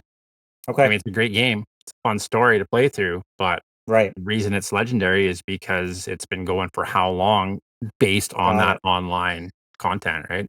Yeah. So without all those add-ons and DLCs, probably not. Sure. So just regular 3, Grand Theft Auto 3 would be I would say 3, yeah. I would say 3 would be the legendary one of the group, yeah. Yeah. You got anything else, Russ? Any other ones? I feel like I gotta mention, I never played it, but just to put it out there on Sega CD, Snatcher, I think is pretty well known for like its fantastic story, very similar to like Blade Runner. If you're into that, you could just watch basically a playthrough because it's a point and click type of game, like adventure game. So you could just watch that. But tons of people I know talked about it and rave how fantastic it is. So just to mention Snatcher on Sega CD. So would you guys feel that, like, as far as retro games go versus more modern games, would you say that there's possibly equal franchises of modern and retro that are legendary? The reason I'm bringing this up is because I thought about another game that's a little bit more modern that you might consider legendary, right? Cuphead. Maybe. Yeah, maybe. I've never played it. Because it's like the run and gun, but it's also got that art style, the music. Right. I mean, Minecraft or whatever it is, Fortnite. There's lots that would probably have legendary status. Farmville. Goat Simulator. Goat Simulator. Yep. I mean, it depends who you're talking to and what generation as well, too, with some of those games. Sure. Absolutely, right? Sure. I mean, a couple of retro ones, obviously. Like I'll just list a couple that I would feel is like, Donkey Kong Country, Super Metroid. On NES, you'd have Castlevania, Double Dragons. Yeah. Like there's so many. And again, like you said, it's going to keep going, right? You're going to probably pull them off the Wii, right? There's games on the Wii that probably, I don't know. There's probably has some legendary status to them too, right? So yeah, like what would you say for system, like every generation probably has something. What about like Mario Kart? Like what version of Mario Kart would you consider where it hit its trajectory? Because at one point, I was really into Double Dash for the GameCube. Yeah, a lot of people are. That's right? that's kind of the one that got me on the Mario Kart kick. Okay. But like Mario Kart 8, like you didn't. Now we don't know yet. We don't know what the story is going to be with the new Mario Kart coming out. But like, there's word where it's like Mario Kart 8 is the most perfect Mario Kart game you could make. Yeah. So it's like, what do we? I guess we'll see. You'll have to tell us. Maybe Mario Kart World will be legendary. Tell us in the comments, David, when you get your Mario Kart World. When is it released? Is it Wednesday or Thursday? I think it's the day before SoCal, so I think it's Thursday. Yeah, that sounds right. I have to go pick mine up from Best Buy. We got any voicemails today? We got a few we could get to. I think they're all on topic, so sweet. Perfect. We'll continue it going here. I keep dreaming about my dream phone. It's for you. Hey, what's going on, friends? This is Jared from Retro Gaming Pandemic. I'm here to answer the question, what makes a video game legendary? For me, what makes a video game legendary is a number of things, from story to characters to the unique gameplay to music. All of these things go into it, and that's what really creates an iconic franchise. You think about the first time that you hopped in a Mario game, the first time you played a Final Fantasy or a Zelda game. Right off the bat, you knew those franchises were going to have longevity, that those franchises were going to change and shape the way that kids and adults and families enjoy video game as a source of entertainment for decades and decades. And to this day, we still come back and relive some of those nostalgia franchises and our favorite games, and we'll continue to do that for generations. Thanks for having me on the show, guys. Have fun. Thanks, Jared. Nice. We're going to see him at Siege. He's going. Yeah, he's coming. Nice. Yep. What else we got? Hey, everybody. It's your girl, JLove81. Hey. First off, I want to say how much I really enjoy the podcast. I look forward to it every single week and just became a proud member. I will be at Retro World this year and look forward to seeing you guys there. So yeah, I'm looking forward to being with you guys, and hopefully I can stay all 3 days. I don't know yet. But I guess as far as the 1993 Mario movie, I have a soft spot for it because of nostalgia. Even though it confused us as kids, it was so cool to see a live action Mario movie. My parents took me to the movie to see it, and I just recently got the action figures, which are so awesome. Something about live action movies compared to CGI seem more awesome to me. And that's the same reason why I have such a soft spot for the Jim Henson Ninja Turtle costume movies from the 1990s. As far as what makes a video game legendary, I think it's just the impact it leaves. The gameplay, storyline, soundtrack, especially when it's long-lasting, like Mario games. I even enjoy the 8-bit soundtrack from the NES games, even more so than today. I feel like Mario games, Zelda games, Donkey Kong, etc., that's all considered legendary. But anyway, keep up the great job on the podcast, fellas. You're fans for life. Thanks, Jen. Yes, can't wait to see it. Wow. Retro World Expo. Awesome. Yeah, and all the YouTubers in all today. the YouTubers. Hey, who else we got here? What's up, my boys? Riff here, Pixel Game Squad. Heard you guys are talking about legendary games. What makes a game legendary? In my personal opinion, I feel like for a game to be legendary, it's almost like has to survive like what I call the mom factor, and that is like when you tell your mom the name of the character or the game, she doesn't go, huh? What's that? Right? Almost like to where somebody out of touch has heard of it. Let's say you're not into movies, but you've heard of Star Wars. You've heard of Lord of the Rings, right? When it comes to anything where the wide renowned world can identify this property, even having zero interest within that, right? I don't give two craps about sports, but I know who Michael Jordan is. I know who Wayne Gretzky is, right? So I feel like video games is kind of the same thing. The impact has to be such a big impact on culture itself to where it becomes where you see people wearing the clothes, right? You see Super Mario on t-shirts from people all across the world. I feel like very few games can earn itself the legendary status. Even things with like bands, like there's small bands, there's great bands. Doesn't mean things that aren't legendary aren't good, but it just means that culturally everyone has to understand it without even being into it. So if I'm going to say who gets the legendary status, sadly it's going to be the answers that aren't going to, make anyone scratch their heads and be jumping up and down that we picked a random game. Because it's going to be Mario. It's going to be Donkey Kong. It's going to be things like that. I would argue even the big series that we like Crash Bandicoot's a big one for PlayStation, or, I don't know how far I want to go. I was going to say almost Halo, me, not even that.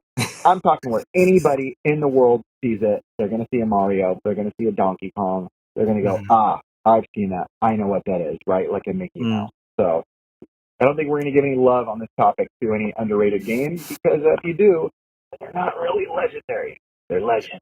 Okay, and who's a legend? Russ? Russ nipples. Let's go.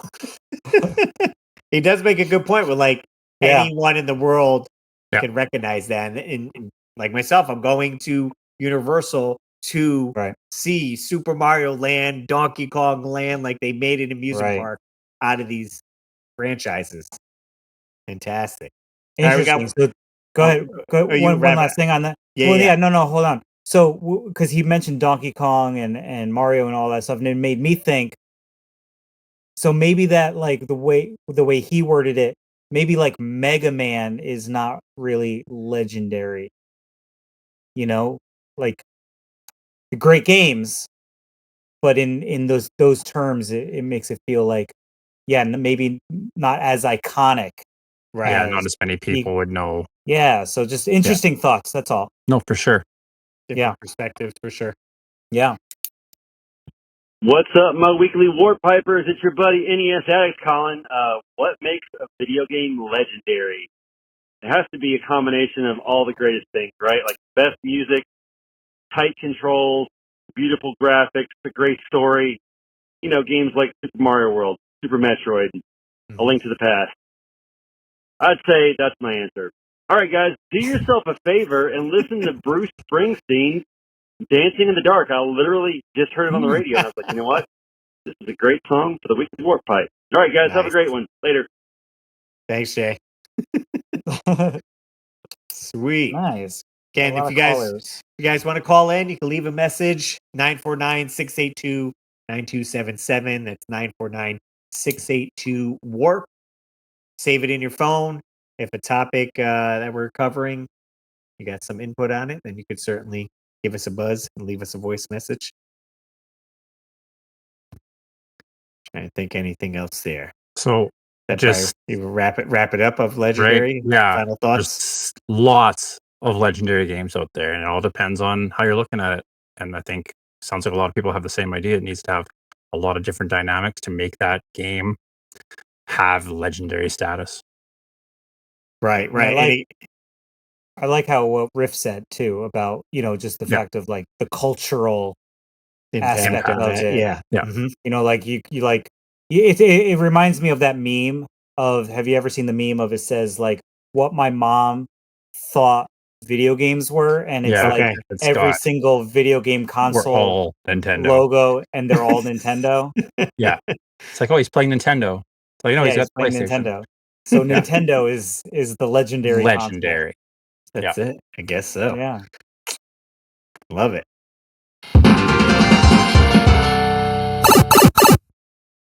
All right. What are we jumping into? A little bit of Wheel of Doom action. And in that there wheel. Sweet. I'll bring this sucker up. So what we basically do is add some topics to the Wheel of Doom right here. We spin it, whatever it lands on, then we're going to be discussing for the next 10 minutes or so. This is the Wheel of Doom. Wheel of Doom. All right, I'll shuffle it up a couple times, and we'll see what we're about this week. Give us something great, something legendary. What do we got? We're in the green. Were toys like Polly Pocket or Micro Machines too small to be practical? No. Too tiny. A lot of parts in there you could lose, right? Yeah. Mm-hmm. And we've talked about Micro Machines before. We did. Obviously, I didn't have a Polly Pocket, Right. but I had Mighty My sister Max. had- You had Mighty Max. Interact, Mighty yeah. Max, yeah. My sister had Polly Pockets, and I am Yeah. not ashamed to say that I thought they were awesome. And I would, if she was going to play with her Polly Pockets, I was going to hang out with her, because then I could play with her Polly Pocket as well, because they were just cool. Like, the inside of those things were done really well. Yeah. I like that the little Polly Pockets kind of bent in the middle. You could put them in. They had tons of different cool little parts to them. Mm-hmm. I thought they were a blast. She had quite a few of them, and I had quite a few Mighty Maxes. Yeah, yeah. I played with them all the time. And I don't think they're not practical, because we saw that version of thing, like that style of a toy, bounce through some other different toy lines too, right? Right, because you had some Star Wars themed tiny toys and Micro Mm-hmm. Machines and everything like that. Yeah. I just feel like it hit better with the kids being small, right? You're small, you have small hands, nimble little fingers. It's something you could take in the car with you, like on a road Mhm. trip or something like that, easy to grab. So I feel like that's fun. Or maybe you're going to a friend's house, you can pack that rather than a larger toy, right? So I think practical, yes. Practical for a car ride, yeah. But I couldn't bring my Castle Grayskull with me to my friend's birthday party, but I could bring my Micro Machines. Right. Grab a pocket full of those Sure. and shove them in. You're ready to go. But your parents think that they're practical because they're very small parts. They can get lost. They can get eaten. They can go up somebody's nose. Dangerous. They got to keep buying them now because you're losing them. Right. So are they practical from a standpoint of the parents? Probably not. Like, I'm not sure if I could eat this Micro Machine van. I mean, I could try, but I don't know if I want to. The wheels yeah, are like like a Mighty Max, but like, I don't think I want to eat that. Go up your They need nose, to have though. to switch to cartridge flavoring. And I wouldn't want to eat it. To make it taste bad, so you don't want to eat the Micro Machines. Right. I don't know. I had a lot of fun with the Micro Machines, though. Micro Machines we had a big collection of those, and I think we even had like the little garage set and everything. I think it was practical. Yeah, absolutely. Yeah, I think it was practical. I could see how maybe not so practical, just because you can lose pieces so much easier Because you can kind of make the same argument about accessories for figures as well. Like everyone lost the Ninja Turtle weapons. Right. So those kind of get lost, to get vacuumed up or something like that. So I could see it from a standpoint of a parent not thinking that they're very practical because you just lose them, and not thinking at it from like a kid standpoint. From a kid standpoint, everything's going to be practical. They're going to want everything. I mean, you can always look at it as through like the company. Was it practical for the companies to go this route, making this stuff smaller than just doing a direct comparison to Matchbox or Hot Wheels? And they're like, well, we're going to make ours a little bit smaller. Yeah. And I do feel like that was a better choice to stand out from them. You're like, you know what? Ours are going to be a little bit smaller, and we're going to make our play sets a little bit smaller, and we can sell ones that interconnect, and you can kind of build your own city rather than just getting a big play mat for your Hot Wheels or one track or whatever. Which I feel like makes the Micro Machines practical, right? Because you could have 3 or 4 of those sets and they clip together or whatever, right? When Hot Wheels, I feel like I always had the racetracks that as a kid, you'd put it together and then it'd take up space in your parents' living room, and That's then true. you'd trip over it while he was taking his, bringing his dinner to sit down and watch MASH, and next thing you know, that Hot Wheels set is going across the room. Right. So that makes those less practical. Yeah. So I don't know if you guys remember, but not so much the tiny toys, but do you remember the Ninja Turtles had the Technodrome playset, right? The big Technodrome. But then they had like the smaller Technodrome. So it's the blue one. You guys remember I have that one. Mm-hmm. You have the blue one? Yep. It's back So showcase there. Thinking back on that, like, do you think that the smaller one was as practical as the larger one? I mean, I know, Russ, you said you had the smaller one, and the bigger one, like, we're talking about how things either take up more space. You said the Hot Wheels, the Hot Wheels you trip on or whatever. You can't really bring them anywhere. But it made me think about, okay, well, what are other smaller versions of bigger sets? And that reminded me of the two Technodromes. I forget what it was called. The blue one. It was like a travel one, or not a travel one, but it had some kind of a title to it. Russ is I feel Googling like away. the smaller one would have probably been more practical for your parents because they probably had to spend less to each of the smaller one, and then you still had a Technodrome. Sure. I don't even. What would the big one have been for cost? Right. Oh yeah, for price. Yeah, for price wise. It's a scout vehicle. Scout vehicle. So it's kind of like so it's technically not a Technodrome, but it's the same idea. That's cool. Yeah. So that's probably what would come out of the Technodrome to go and scout. Yeah. Like the area or whatever. Yeah. But you can see it opens up just like the Technodrome. It has the two flaps. So that's why I said it's just a mini Technodrome. Yeah. Right. But I mean, I would think that would be more fun to play with, being able to move it around better. Right, and better comparison with your turtle van. Yeah. Right. Like, I feel like Micro Machines, Polly Pocket, Mighty Max, the Star Wars versions of both of those type of things. Turtles had like that Mighty Max style thing with the little heads that you could open up and have the characters in them. I think they are practical. I don't think they just re-released those too. Did you know that? Yeah, they're brand new. You can get them at Target. Yeah, those items were for kids. Like we were talking about, they didn't have man hands that they were playing with them, right? So for us kids, they were practical because we could nimbly play with them and have them take them with us, like you were talking about. So I think they were practical. I don't see a reason why they wouldn't be practical. Yeah, right. They're not practical because other than you could lose some stuff, but we could also say that we have a whole other topic that would ask, were accessories for action figures practical? Because who kept Who ended up 3 days later with the guns for your GI Joe? Not me. They were in the dog. Is where the gun for the GI Joe went. Right. In the dog. My machine was more practical than the accessories that came with all of the toys. Good point. Right, Good point. and to add to that, Keith, I'm very surprised when I was kind of cleaning up my shelf over there, how many of my original little guns I still have for my army ants. Yeah, that's Because impressive. you know how small those are. Those Yeah. are microscopic. Mm-hmm. Very impressive. So not practical. They're not practical at all. But the army ant guns, yeah.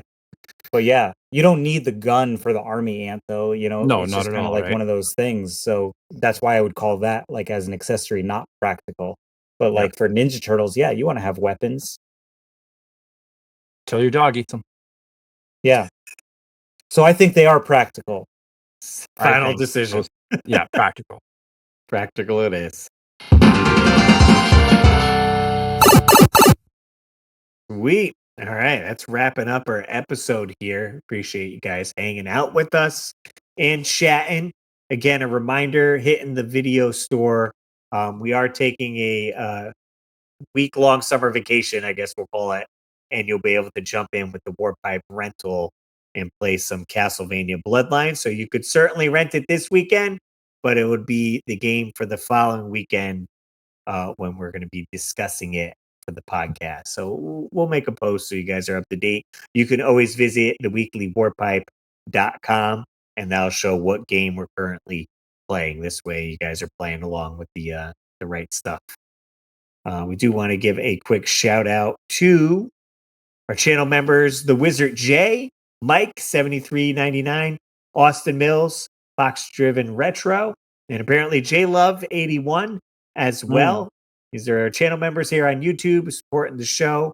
You guys can, depending on what tier you sign up for, we have sticker packs. We're going to be sending out membership cards, and we'll be doing live streams for members exclusively. So when we're recording the podcast, you guys will be able to watch along and comment. We can respond to you in real time. So we'll be doing that once a month with those live streams. Should we mention then, since we've agreed upon it, that the next episode will be live. We will do a live recording. So if you guys want to join us, all you got to do is become a channel member. I think it's $1 to join. $1 or $3. So the two tiers. Yep. And you get benefits.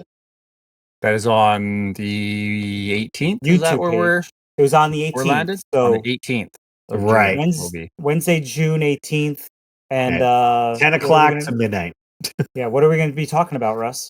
We're going to be chatting about the best retro video game soundtracks.